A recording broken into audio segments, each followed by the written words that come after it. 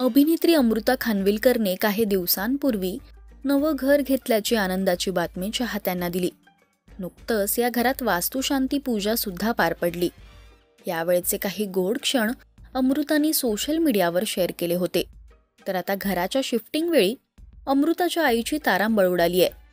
अमृताचं म्हणणं आहे की या सगळ्या मदतीसाठी आपण कोणाला तरी बोलवूयात. तर अमृताची आई म्हणते की तू ते पैसे त्यांना देणार आहेस ना, तेच मला दे, मी काम करेन. अमृताच्या आईचा हा व्हिडिओ सध्या सोशल मीडियावर चांगलाच व्हायरल होतोय. मामडू सुधरत नाहीये, मग ते मूव्हर पॅकर वाल्यांना बोलवूयात ना आपण. नको, अजिबात नाही. मला दे पैसे त्याच्यापेक्षा. असं बोलायचं कमी पैसे. असतं. मम्मी ठीक आहे, तुला जमत नाही ना, आपण मूव्हर पॅकरला बोलवूया. आई उगीच आपलं पॅकर नीट ठेव ग, असं काय करतेस नीलपा. याच सोबत अमृता आईसोबतची धमाल प्रेक्षकांसोबत शेअर करत असते. तिच्या प्रत्येक शूट वेळी आई तिच्या सोबत असते.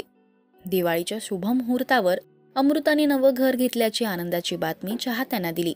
या घरातला एक गोड व्हिडिओ तिने शेअर केला. याच सोबत कॅप्शनमध्ये या घराबद्दलच्या भावना तिने व्यक्त केल्या. अमृताने स्वकमाईतून घेतलेले हे आलिशान घर सध्या सगळ्यांचंच लक्ष वेधून घेत आहे. अमृताने गोलमाल या मराठी सिनेमातून तिच्या अभिनय प्रवासाला सुरुवात केली. याचसोबत ती साडेमाडे 3, Katyar Kaljat Ghusali, Chandramukhi, Har Har Mahadev, well done baby, doctor Kashinath Ghanekar यासारख्या मराठी सिनेमात झळकली. तर नटरंग या सिनेमातील तिच्यावर चित्रित झालेलं वाजले की 12 हे गाणं चांगलंच गाजलं. या गाण्यामुळे अमृता खरी चर्चेत आली. तर 2022 मध्ये अमृताची मुख्य भूमिका असलेला चंद्रमुखी हा सिनेमा प्रेक्षकांच्या भेटीला आला. या सिनेमात तिने साकारलेली चंद्रा प्रेक्षक आजही विसरू शकले नाहीयेत.